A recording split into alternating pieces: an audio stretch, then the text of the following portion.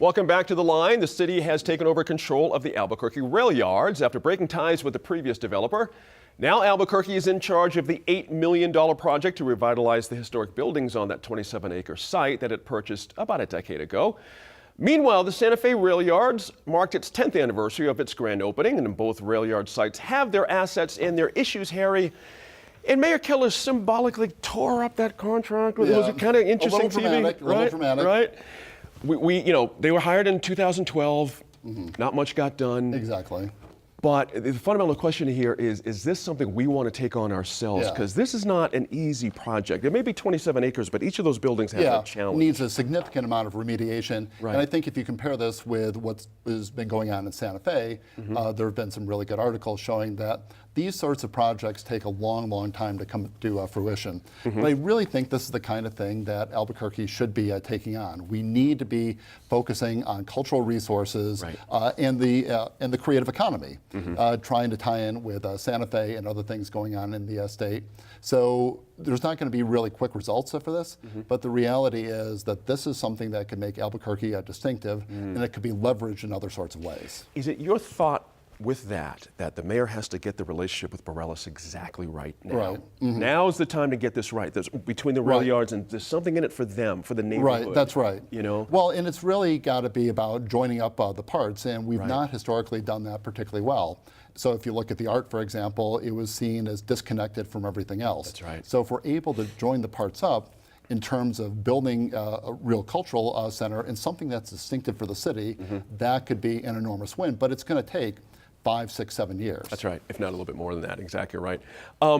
We've got one building going that we enjoy that market every Sunday. That's the blacksmith shop.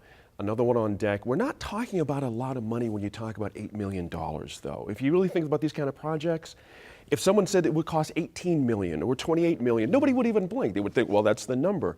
Is that the opportunity here? It's just that we're not going to have, that big of a push?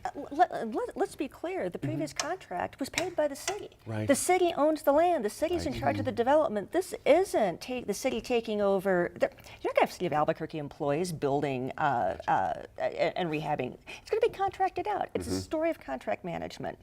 And given his behavior with the National Police Shooting Championships, who knows who's going to get the next contract? Are they going to be perfectly politically correct for his next re-election? I really question that. I think it's something, more than money, it takes time. And that's where the Santa Fe rail yards come in. They've been at this for 20 years.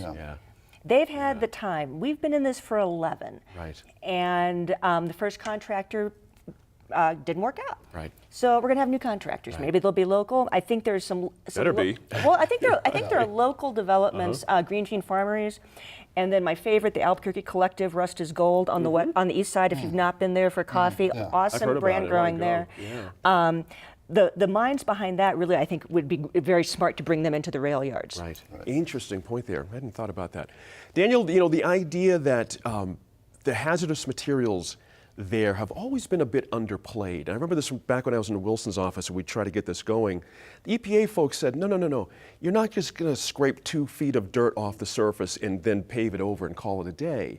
We're talking about sunken railroad ties that have been in creosote for years. It's a lot of cleanup there. What happens if the nut actually balloons to a crazy place?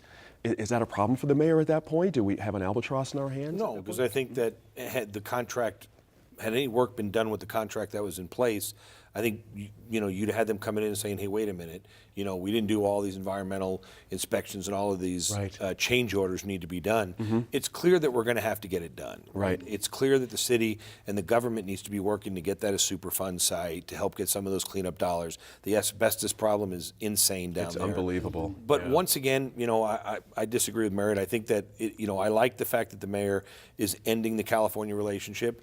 At some point, we're not going to grow our local businesses if we don't have faith in our local businessmen. Especially these big projects That's like right. this. Well, and I made that. Actually, I did make that point. I mean, I think at the end of the day, you've got Heritage Hotels that's redoing all of those right over there by the Hotel Albuquerque where they did Chaco. They're taking all those warehouses, turning that into a shopping facility. You got Peterson Investments. You got a ton of people down here that have done work kind of like this. if our own city elected officials aren't going to believe in you, why will someone else believe in you? That's a good point. And so, I think getting people that understand the local economy, that's the other thing. You want to start making relationships with these local communities. I don't think the guys flying in from California give a hoot about the people that live there. That's right. They got a job to do, and they're going to get it done. That's exactly right. The other option that has to be said, Laura Sanchez-Orvay, is you can just bulldoze the whole thing and start over. It's a prime piece of property. Well, a couple of the buildings, not the big giant one, but a couple of the other ones. I mean, this place means a lot to the city. Is that a viable alternative? I mean, a lot of folks out there are saying that should be the way to go. You never know. I mean, that doesn't address the environmental side of it. So Right. just bulldozing it, Right. you still have to do a lot of the cleanup and reclamation that has right. to happen there. But I think there was a lot of people who feel that the structures itself are historic, and should be maintained, should be kept for some reason, or for some purpose, I should say. So I think that they won't be able to easily do that without a lot of public input. Right. Because otherwise there'll be, heads will roll, That's so to right, speak, literally. politically, if they do that. If people wake up in the morning, it's leveled suddenly. Right, No, and so, yeah. but I do think that, there was just recently a fire down there, and from our building we can actually see it, and it was a huge, huge fire, many fire engines that had to come and deal with it. It's such a huge structure. And I know that after that, people were very concerned about what had occurred there. And so I think that they really can't do anything quickly, but they shouldn't. I think it's something that Santa Fe started, 20 years ago, and they're now where they are. But there was a lot between, where they were and where they are now, and we need to make sure that we take those same steps. That's a good point. Merritt, I want to touch on Santa Fe. We've got about a minute and a half left on this. As mentioned, 10 years. And interesting, one of the quotes from the executive director of the Santa Fe Rail Yard Community Group that manages the railroad calls it, quote, the new family room for Santa Fe. That's an interesting quote. I kind of like that. I like the rail yard up there. I think it's kind of fun. I've been to some really good outdoor events and stuff. Do we just give them a double thumbs up for what they've done, or it's just taken a while to get Well, there? and there's still more to go. There's still a lot of vacant spaces. They still had to rely on REI as their major retailer, not local. They say that the cinema from Austin has become a local business, and That's right. That's fine. Echoing the need that we need to grow our local businesses. There's already so much. I think creativity and innovation in Santa Fe. I think they've done a good job on building on that and working to exploit that with just constant art shows. Right. The farmers market. A That's the really trick, good isn't it? drumbeat is they've really gotten to Driving the artisan things at community. people there. That's and right. that's what I think is going to be important for Albuquerque to make sure that they do is they drumbeat the event so that people have something to go to every week. Right, that's a good point. I like that point. Harry, just 30 seconds we have left. Santa Fe still, they've had their problems, however, too. Sometimes there's, regrettably, a couple reported rapes in the area. Yeah. They've had some really bad stuff, just human stuff. Yeah. That can't be avoided, you hope. You can't be avoided in any sort of a city, Yeah. and it's really about making everything work together. So That's I mean, right. crime's going to be an issue in lots and lots of places in New Mexico. But that said, that space is really, really important to the city, and it can leverage a whole lot of other How about stuff. for young people? That's the one thing we don't have in Yeah. Albuquerque. A I place think- where I you can think hang that's the out as a challenge. young person. That's the challenge in Santa Fe, because Santa Fe doesn't feel really like a young city in the major touristy parts. So having concerts and things like that is going to make an enormous difference. That makes a point. Now, we'll wrap that there. When we come back, we'll look at new job opportunities coming to Intel, New Mexico's location.